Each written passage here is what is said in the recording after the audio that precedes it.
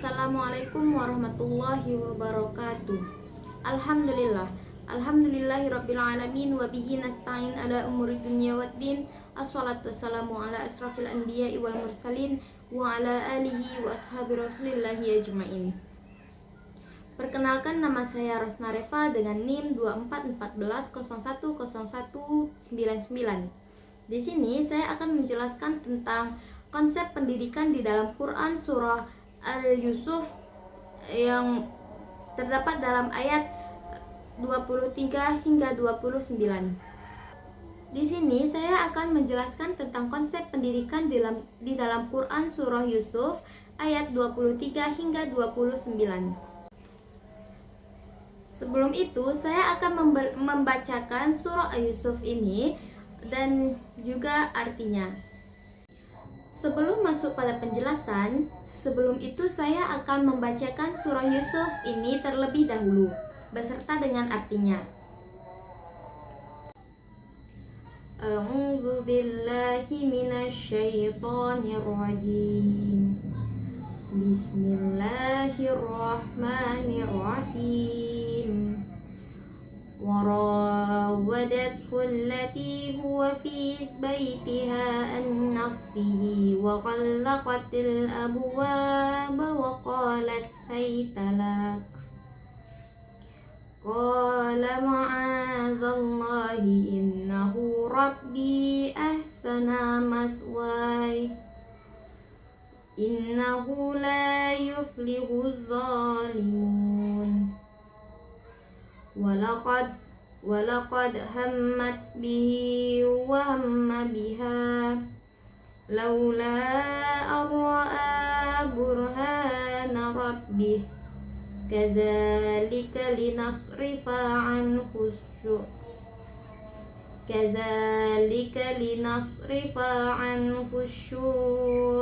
والفحشاء إنه من عبادنا المخلصين واستبق الباب وقدت قميصه من دبر وألف يا سيدها لدى الباب قالت ماذا جاء من أراد بأهلك سوءا إلا أن يسجن أو عذاب أليم قال هي راودتني عن نفسي وشاهد شاهد من أهلها إن كان قميصه قد من قبول فصدقت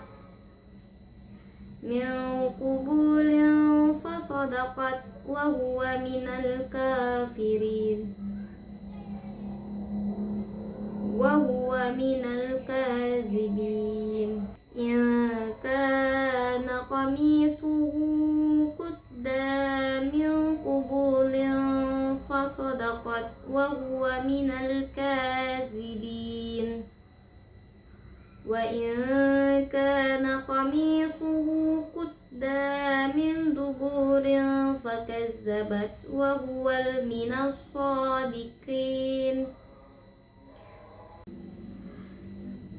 فلما رأى قميصه قد من دبر قال إنه من كيدكن إن كيدكن عظيم يوسف أعرض عن هذا واستغفري لذنبك إنك كنت من الخاطئين Shadaqallahul azim.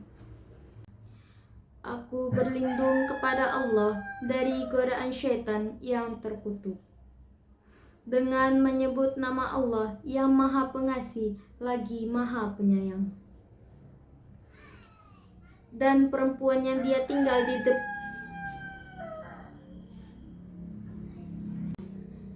dan perempuan yang dia tinggal di rumahnya menggoda dirinya, dan dia menutup pintu-pintu lalu berkata, "Marilah mendekat kepadaku." Yusuf berkata, "Aku berlindung kepada Allah.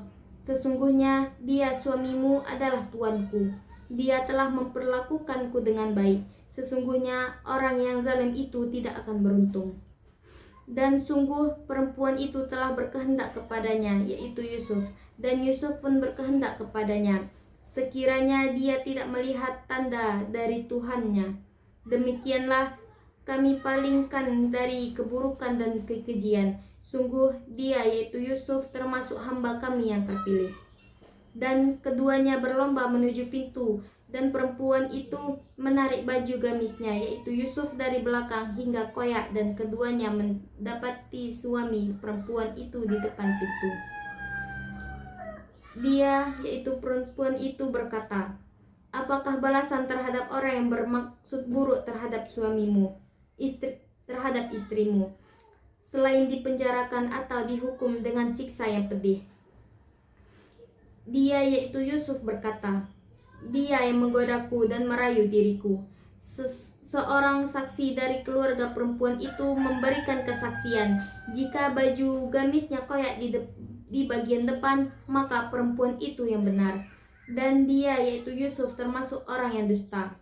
Dan jika baju gamisnya koyak di bagian belakang, maka perempuan itulah yang dusta, dan dia, yaitu Yusuf, termasuk orang yang benar.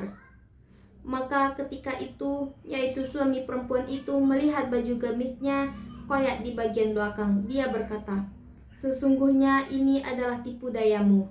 Tipu dayamu benar-benar hebat. Wahai Yusuf, lupakanlah ini, dan istriku, mohonlah ampunan ke atas dosamu, karena engkau termasuk orang yang bersalah." Maha benar Allah dengan segala firman-Nya. Selanjutnya itu Tafsiran dari Al-Quran surah Yusuf ini ialah yang pertama menurut tafsiran Ibnu Katsir. Ibnu Katsir menjelaskan bahwa ayat 23 hingga 29 ini menceritakan ujian besar yang dialami Nabi Yusuf ketika digoda oleh istri Al-Aziz. Wanita tersebut menutup seluruh pintu dan merayu Nabi Yusuf agar menuruti keinginannya. Namun Nabi Yusuf langsung menolak dengan mengucapkan "Ma'azallah" sebagai bentuk perlindungan kepada Allah dan menjaga kehormatan dirinya. Ketika godaan semakin kuat, Nabi Yusuf memilih melarikan diri menuju pintu. Dalam keadaan itu, bajunya ditarik hingga robek dari belakang. Robekan baju tersebut menjadi bukti bahwa Nabi Yusuf tidak bersalah, karena menunjukkan bahwa beliau sedang berusaha menjauh dari perbuatan dosa. Nah, Ibnu Katsir juga menjelaskan bahwa Allah menjaga Nabi Yusuf dari maksiat dan juga menampakkan kebenaran melalui bukti yang nyata. Nah, peristiwa ini menunjukkan bahwa orang yang menjaga ketakwaannya akan mendapatkan pertolongan dari Allah. Nah, yang kedua yaitu menurut tafsir Al-Munir, yaitu Wahbah Az-Zuhaili. Dalam tafsiran ini, ia menjelaskan bahwa ayat 23 hingga 29 ini menggambarkan ujian moral yang sangat berat bagi Nabi Yusuf. Meskipun berada dalam situasi tertutup dan sulit, Nabi Yusuf tetap menjaga iman dan kesucian dirinya. Az-Zuhaili menegaskan bahwa penolakan Nabi Yusuf menunjukkan kekuatan iman dan juga kesadaran bahwa Allah selalu mengawasi hambanya. Allah juga memberikan burhan atau petunjuk sehingga Nabi Yusuf mampu menghindari dosa besar. Beliau menjelaskan bahwa ketika baju Yusuf robek dari belakang, hal itu menjadi bukti kuat bahwa Yusuf tidak bersalah. Nah, dari kisah ini tampak bahwa keadilan harus ditegakkan berdasarkan bukti dan fakta, bukan sekedar dari tuduhan dan emosi. Nah, adapun asbabun nuzul dari Quran surah Yusuf ini, secara umum dalam Quran surah Yusuf ini tidak memiliki asbabun nuzul khusus seperti ayat dan hukuman lainnya. Namun ayat-ayat ini merupakan bagian dari kisah dari seorang Nabi Yusuf yang diturunkan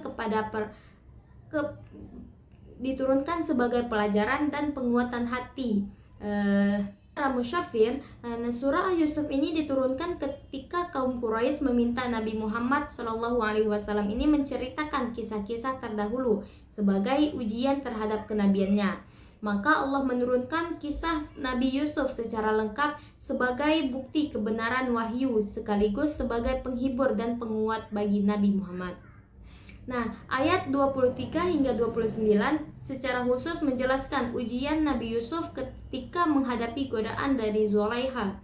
Nah, kisah ini menjadi contoh tentang keteguhan hati dan juga iman, menjaga kehormatan diri dan pertolongan Allah kepada hambanya yang bertakwa.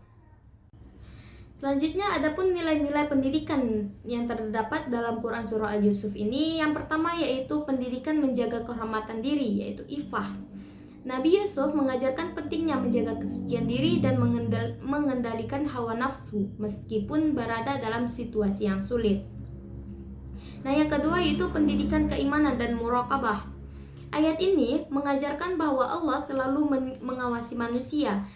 Nah, kesadaran tersebut akan membentuk pribadi yang jujur, bertanggung jawab, dan juga takut melakukan maksiat meskipun tidak ada manusia yang melihat. Nah, yang ketiga yaitu pendidikan ikhtiar dan keberanian moral. Nabi Yusuf tidak hanya menolak godaan dengan ucapan, tetapi juga berusaha melarikan diri. Hal ini menunjukkan bahwa menjauhi dosa memerlukan usaha nyata dan keberanian dalam mempertahankan kebenaran. Nah, yang keempat yaitu pendidikan keadilan dan juga berpikir kritis. Adanya saksi dan bukti robekan baju mengajarkan pentingnya keadilan dan secara objektif dalam pendidikan harus dibiasakan agar. Yang keempat yaitu pendidikan keadilan dan berpikir kritis. Adanya saksi dan bukti robekan baju mengajarkan pentingnya keadilan, objektivitas dalam pendidikan. Peserta didik harus dibiasakan berpikir kritis dan tidak mudah percaya tanpa bukti yang jelas. Nah, yang kelima yaitu pendidikan introspeksi dan taubat. Nah, ayat ini juga mengajarkan pentingnya mengakui kesalahan dan memohon ampun kepada Allah dan menyelesaikan masalah dengan bijaksana. Pendidikan harus membentuk pribadi yang mampu memperbaiki diri dan juga memaafkan orang lain. Mungkin itu saja yang dapat saya sampaikan. Lebih kurangnya wabillahi taufik wal hidayah. Wassalamualaikum warahmatullahi wabarakatuh.